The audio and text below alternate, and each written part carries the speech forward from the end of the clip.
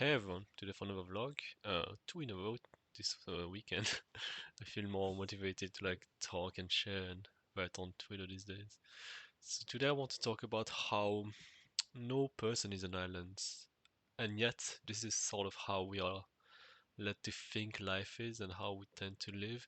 Not because it's like, not because it's so much a conscious decision, right? But because it's sort of how society shapes us to live our lives. Um, So like what I mean by no person is an island, what I'm talking about is simply like trying to basically meet all your needs by yourself. So, your cooking needs and your food, cleaning your house, making money, taking care of yourself, exercising, socializing, knowing how to put like your personal projects on the internet and all that, like basically all your needs to get, basically all your needs, right? And trying to do that all by yourself. That's what I mean by trying to be an island by yourself. And the thing is, it's so unrealistic, right? When you actually look at all the list of things you need to take care of, it's so crazy. And what happens with most people is that they simply don't take care of many of their needs, such as health or socializing or doing something outside of work, right? Because they're so tired. So it's a really important problem, clearly, because what society tends to give us is so subpar, it's so unfulfilling, it's so bleh, so grey and not very enjoyable or not exciting.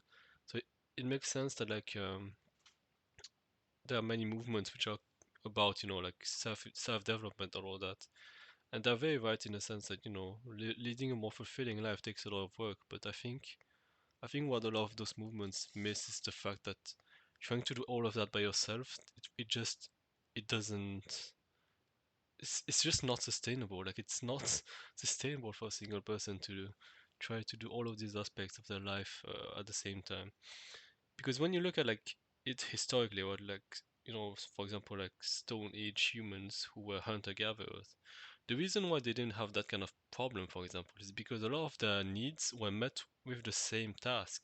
So, for example, when hunters hunted for their food, they didn't need to exercise because exercising was how they got their food, and they didn't need like outside their hobbies or like their personal projects to find fulfillment because survival was already really challenging and they didn't need fulfillment, right? Because they didn't do the way they survived was not through a super depressing job that makes you feel super disconnected. And also the hunt was related to socializing, right? So they didn't have to get out of their way to socialize either because the first part was the hunt, and then they would come back to the village, and they would be like, at least from what I understand, they would be like gathering around the fire, and the village would gather around, and yeah, it's the socialization would just be in the same, how to say, it would all be part of the a process that would take care of your needs, and okay, maybe they didn't have like the most luxurious lifestyle, and maybe there was a lot of brutality and suffering. I don't know. I'm not saying it's an ideal thing, but what is clearly much more efficient than our current lifestyle is that there was a community. There was a community to take care of people's needs. Right? It's like not everyone needed to cook their own food, for example. And like I think that it's a good thing that like the whole gender, how to say, the whole like gender roles and all that they kind of dissolve because there's a lot of toxic things behind. But the basic idea of one person cooking for several people, I think it's really, really important because it means that other people can have time to do what they want, right? And I understand like putting all of these duties on like the woman and saying that oh that's what women are good for. Like, I think that's really toxic, of course, right? But the idea of making a single person carrying duties for many people, it's much more efficient. And I mean, it's an economical principle, right? That it's what a lot of our economy is based on. But yet, when you look at the personal life, it doesn't seem to be the case. It seems that people are just fragmented and isolated, and they have to take care of their own needs. And what happens a lot of the time, from what I see, is that people are not able to take care of their needs very well because it's just so it's so much work. It's so much work, and yeah, it's it's also the kind of thing where when you're kind of falling behind in terms of what you need to take care of yourself, then it gets harder and harder to take care of yourself. Then you sort of go into a downward spiral.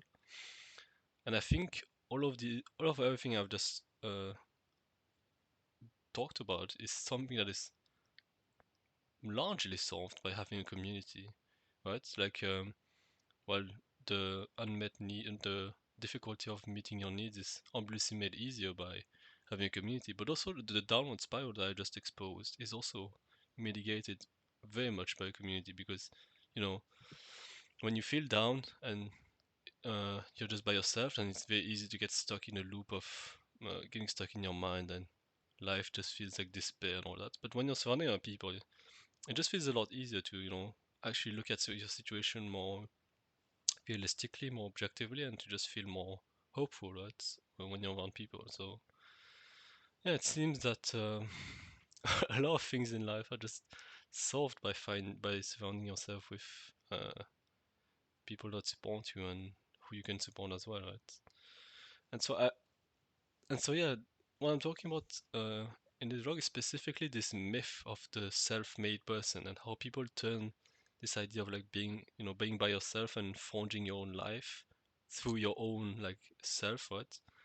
And people, it seems that this myth is sort of seen as a good thing, even like this is how this is how people should live. They should just live by themselves and just take care of their own needs. But I think it's complete bullshit. Like, I don't think that's how healthy people are made, and I don't think that's how to say. I don't think it's even realistic. I think most of the time it just fails. I think most of the time it just creates very unbalanced people. Actually, when people are just by themselves, they tend to be very unbalanced, I would say. And well, maybe they can accomplish good things. Even though I don't think it's the case. I don't think that you can accomplish uh, good work just by yourself. Like it seems to me like everyone who made major contributions had the privilege of being surrounded by other, whether it is intellectuals or other artists, or other people who were in in the same field, like one of the things that Visa talks writes a lot on Twitter is he just shares people who were very successful, very famous for being successful, and it just shows how there were there were a team success, a team. There was a team behind them, sort of like how Albert Einstein, even though physics is a very individual work, right?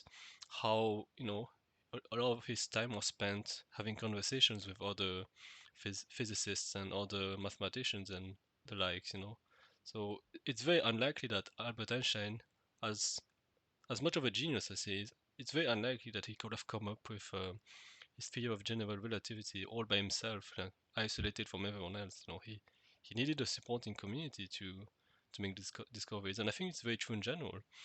I think individual work requires a community actually, in a in a really weird way. It's important to be individual, right? It's important to like decide for yourself and to think by yourself and to spend time alone, just reflecting instead of just absorbing the culture around you. But at the same time, I think it's really toxic to give people the idea that you can just live your life all by yourself and that this is somehow a virtue or something. I think this is not a virtue. I think there is virtue in being by yourself, but I think it's very foolish to imagine that you can just meet all of your needs and come up with something really good. I mean, have make really good work all by yourself. I think it's really foolish, and it's also very unenjoyable, right? Like even if it works, I would say that if someone did it, I would say that they did it despite their lack of community and all that. But even if it works, it's so much more unenjoyable than being surrounded by people who you can share and exchange and all that. So yeah. So I'm making this video because, well, this is kind of the myth that I have been unconsciously following in my life, and I think it was important in some ways for me to like branch off and not absorb the culture, as I said. But I think it's clearly like it's one of those cases where uh, you swing the pendulum too far to one side, right? And you realize that there's virtue in being more balanced and not being as extreme. You don't want to be so absorbed by culture that you don't think about your own life, but you also don't want to be so individualistic that you end up, disconnected from everyone else, having to take care of all of your needs by yourself and all that. And one aspect, one type of needs that is especially that doesn't feel possible to me personally, but feel free to disagree, which it doesn't feel possible to heal or to how to say to work through by yourself is trauma. Right? Like especially relationship trauma. I think a large part of I think individual work can certainly contribute a large part to your healing, but I think those types of emotional blockages they just require other people and you being around people who you can trust and feel good around, right? Because, for example, in my case, having been someone who was laughed at constantly during school, like when I was around 6 to 12, like when I was young and going to school, like to me that doesn't feel like something that can just go away with me doing individual works. To me, that feels like something that requires being around people that I can trust and finally, feeling in my body that there are people who can love me for who I am instead of just, uh, laughing at me because I'm different or whatever. So yeah, I talked about how I don't believe that you can become successful or do good work by yourself, but I also don't think that you can be fully like I don't think you can be like I mean I don't think there's such a thing as fully healed, but I don't think you can um, heal certain forms of trauma all by yourself. And I think it's very unrealistic. And even if it is possible, again, I don't think it's. I think it's much more efficient to be around people and to find those types of people. Like life is just easier with other people, right? Like that. That's kind of the bottom line. Is that it's just easier. It might be possible to be an island by yourself, but why would you do that? It's so much harder. It's and it's so much more. It's so much less enjoyable than being around people. But obviously the hard part is right. Like it's kind of the elephant in the room. The hard part is finding people who you can trust and who are positive influences in your life. Because when I look at my life, I feel pretty confident saying that everyone around me was not a good influence, and I'm glad to be more myself these days. But that being said, also I do want community. I do want people who are more, you know, who are more like me and who I can trust and who I can share things. So this is the big caveat, right? Is that community is hard to find. It's especially these days. But that being said, is it really true? Like, is it really true that community is hard to find? It's certainly a lot. How to say? The internet is a really good place for finding community, but problem is, of course, that it never really replaces real life relationships. But then again, if I didn't have the internet, if there was no internet in the world in general, would it really be easier to find people? I'm not sure. It's hard to say. Like on one hand, the internet makes it really easy to find certain people, but on the other hand, it also makes people very antisocial, right? Because they just turn to the internet for distractions instead of being around one another. It's hard to say, right? Has the internet made finding a community harder or easier? I don't know, but it's certainly an important tool, I think, and it's worth exploring how to use Twitter in a positive way because it absolutely can be used for a positive way. Because the thing about Twitter is that it creates an echo chamber, and that's always the case.